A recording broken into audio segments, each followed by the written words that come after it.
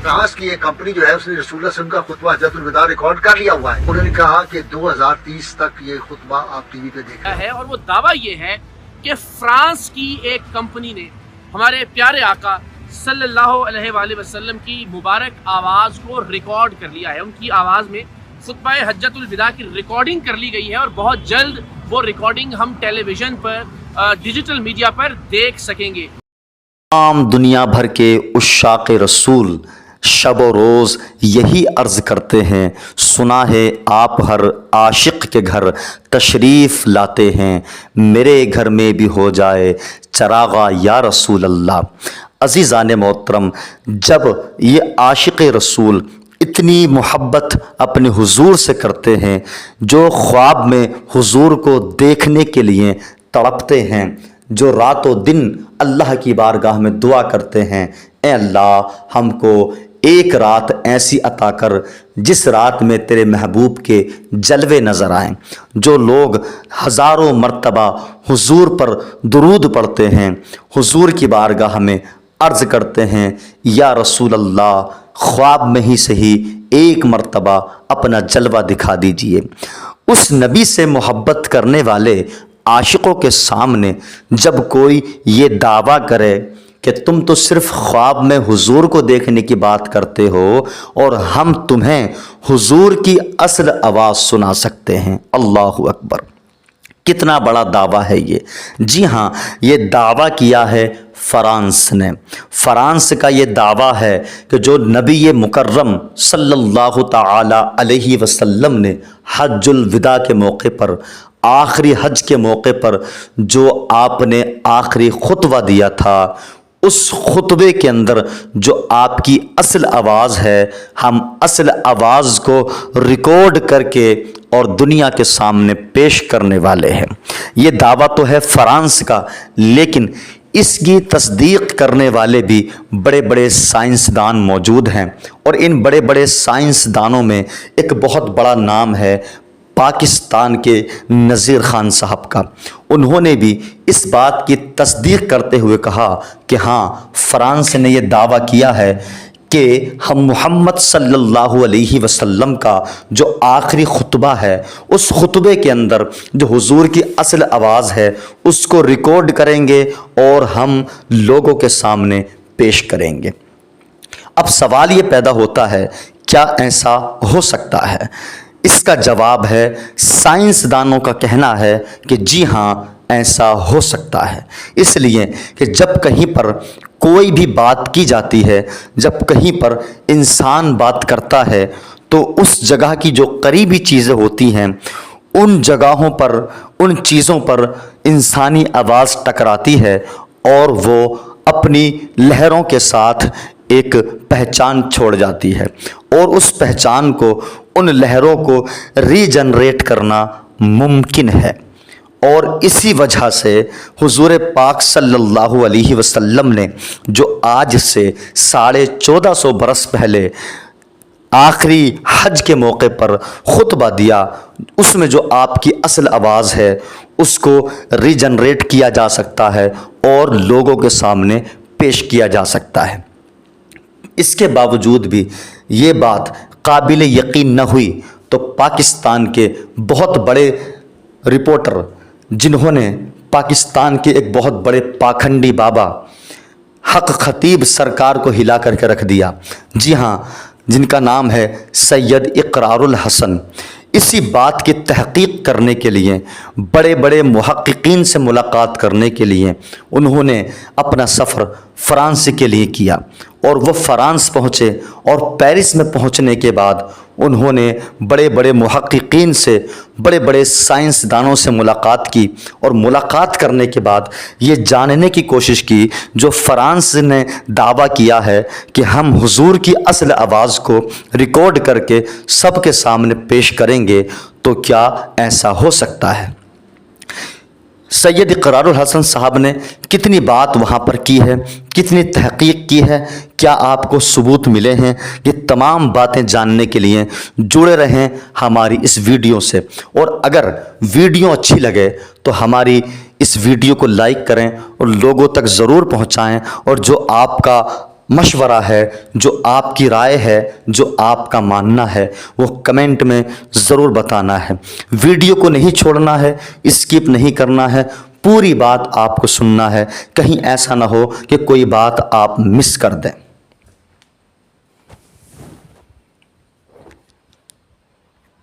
تو میں نے فوراً فرانس کا رخ کیا. میں اس وقت پیرس میں موجود ہوں اور میں نے چاہا کہ پیرس جا کر وہاں میں کچھ تحقیق کروں, محققین سے بات کروں, کچھ اداروں سے رابطہ کروں, کچھ صحافیوں سے بات کروں اور یہ جاننے کی کوشش کروں کہ کیا واقعتاً نبی مہربان صلی اللہ علیہ وآلہ وسلم کی مبارک آواز میں خطبہ حجۃ الوداع کی ریکارڈنگ ماضی میں جا کر آواز کی لہروں کو ریکارڈ کرتے ہوئے کسی طرح سے حاصل کر لی گئی ہے یا اس پر کوئی کام جاری ہے یا نہیں. یہ دعویٰ کیا گیا تھا جسٹس نذیر غازی صاحب کی جانب سے ایک انٹرویو میں. فرانس کی ایک کمپنی جو ہے اس نے رسول اللہ صلی اللہ علیہ وسلم کا خطبہ حجۃ الوداع ریکارڈ کر لیا ہوا ہے. انہوں نے کہا کہ 2030 تک یہ خطبہ آپ ٹی وی پہ دیکھ رہے ہو. اس کی انہوں نے وضاحت بھی دی, اس پر بھی میں بات کروں گا. لیکن ان کا یہ کہنا تھا, جو ان کی وضاحت بعد میں سامنے آئی, کہ 1992 میں جب وہ فرانس تشریف لائے تو ڈاکٹر حمید اللہ جو کہ ایک محقق ہیں, ان سے ان کی ملاقات ہوئی اور انہوں نے انہیں بتایا کہ فرانس کی ایک کمپنی خطبہ حجۃ الوداع کی ریکارڈنگ حاصل کرنے میں کامیاب ہو گئی ہے ماضی میں موجود آواز کی لہروں کو ریکارڈ کرنے کے ذریعے. ہم نے جب یہاں آ کر کچھ تحقیق کی اور ہماری خواہش تھی کہ ہم ڈاکٹر حمید اللہ صاحب سے ملاقات کریں, تو ہمیں معلوم ہوا کہ ڈاکٹر حمید اللہ یہاں فرانس کے تحقیق کے ادارے سے منسلک رہے, جو نیشنل ادارہ برائے سائنسی تحقیق ہے اس سے وابستہ رہے. لیکن 2002 میں امریکی ریاست فلوریڈا میں ان کا انتقال ہو چکا تھا. تو ظاہر ہے یہ واقعہ 2002 سے پہلے کا ہے اور اس کی وضاحت بھی جسٹس نذیر غازی صاحب نے فرما دی اور وضاحت یہ تھی کہ 1992 میں ڈاکٹر حمید اللہ نے ان سے یہ بات شیئر کی تھی. تو ہم نے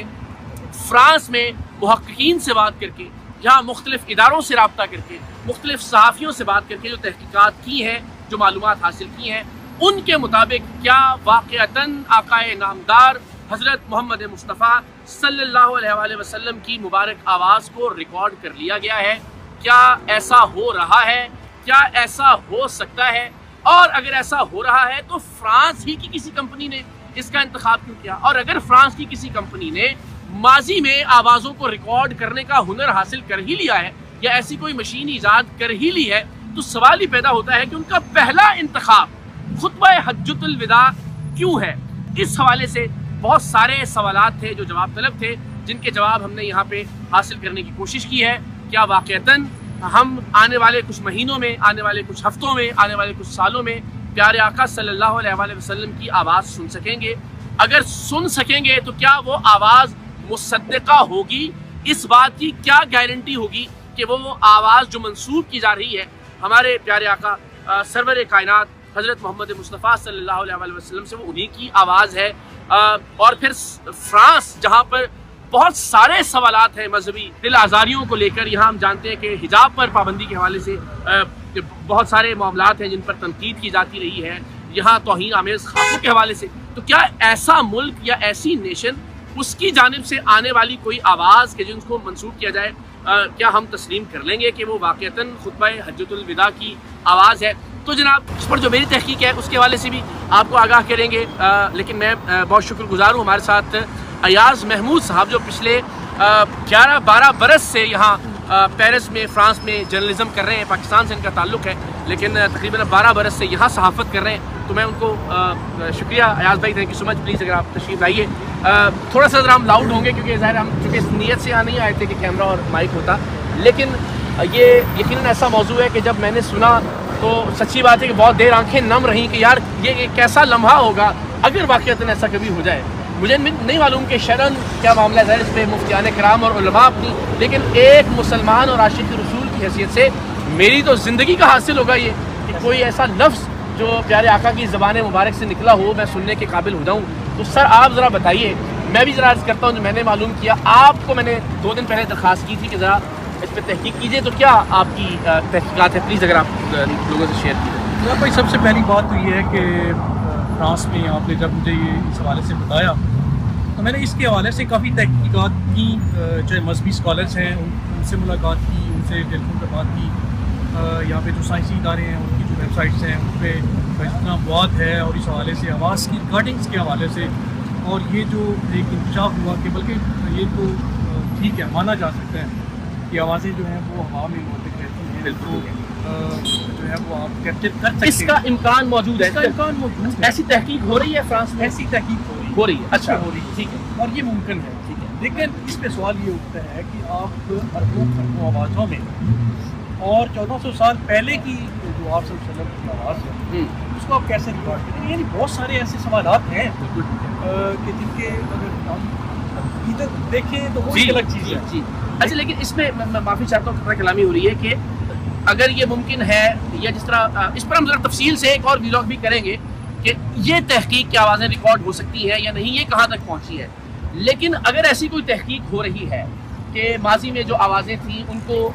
جو ویوز ہیں ان کو کسی طرح سے ریکارڈ کیا جا سکتا ہے، یا جن آوازوں نے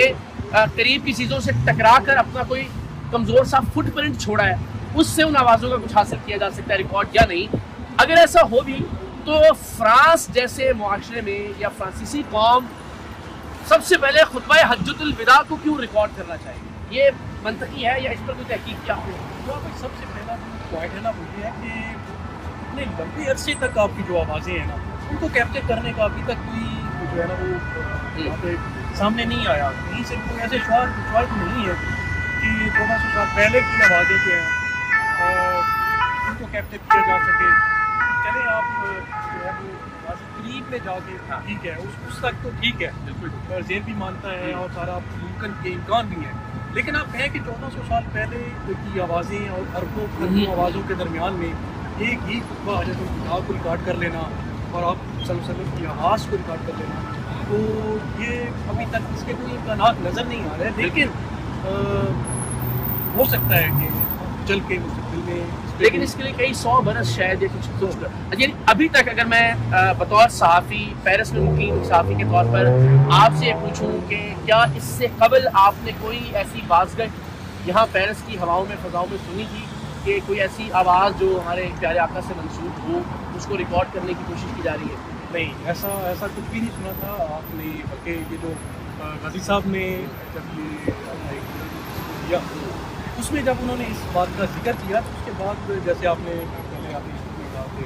ہمارے لیے اس سے بڑی اور سعادت اور اس کی بات کیا ہو سکتی ہے، تو باقی جب ہم نے یہ بات ایسا باتیں سنی تو ہماری بھی ایک جو ہے بالکل اس کو تسکین اور وہ جیسے شاید کچھ ایسا ہو رہا ہو اور ہم جیسے گناہ گار، ہم جیسے خطا کار، ہماری سماعتوں سے کوئی ایک ایسا لفظ ٹکرا جائے جو ہماری ہر مسلمان کی خواہش ہے، اور اس سے بڑی خواہش اور اس سے بڑی سعادت اور وہ کوئی نہیں سکتی بے شک. لیکن اقرار بھائی ابھی تک ایسے کوئی روایت نہیں ہے. اور ابھی آپ نے جیسے ذکر کیا کہ انہوں نے 1992 میں اس سے ملاقات کی، پھر 2002 میں اس کی ڈیتھ ہو گئی صاحب سے، پھر اس کے بعد اتنے عرصے کے بعد 30-35 سالوں کے بعد پھر انہوں نے یہ بات جو ہے اس کا ذکر کیا. تو یہ ساری چیزیں اگر دیکھی جائیں تو سوال یہ نشان ہے، لیکن ظاہر ہے چونکہ یہ بھی میں وضاحت کر دوں. تھینک یو سو مچ ریاض بھائی، بہت بہت شکریہ. اس حوالے سے مزید آپ سے رابطہ رہے گا اور ہم چاہیں گے کہ آپ سے ویڈیو لنک پہ یا کسی طرح سے ہم ضرور بات کرتے رہیں. تھینک یو ویری مچ، بڑی نوازش. ڈاکٹر نذیر غازی صاحب نے اس کی وضاحت یہ کی ہے کہ چونکہ وہ جو ریکارڈنگ جس میں یہ ذکر ہوا وہ خطبہ حجۃ الوداع کے حوالے سے ان سے بات ہو رہی تھی تو ضمناً انہوں نے اس پر بات کر دی. لیکن اگین ہم سب کے سب لوگ جو عشق رکھتے ہیں، جو عقیدت رکھتے ہیں، ان کے لیے یہ بہت جذباتی لمحہ تھا. اور میں نے بھی سوچا کہ سب چھوڑ چھاڑ کر ہم فرانس آئیں، پیرس آئیں، یہاں کچھ لوگوں سے بات کریں، مزید تفصیل سے بات کریں گے کہ یہ معاملہ، کیونکہ اب دل میں ایک امنگ جاگ گئی ہے، اب ایک خواہش بیدار ہو گئی ہے، اب ایک تمنا نے انگڑائی لی ہے کہ ہم گناہ گار، ہم خطا کار، ہم عاصی، ہم اپنی زندگیوں میں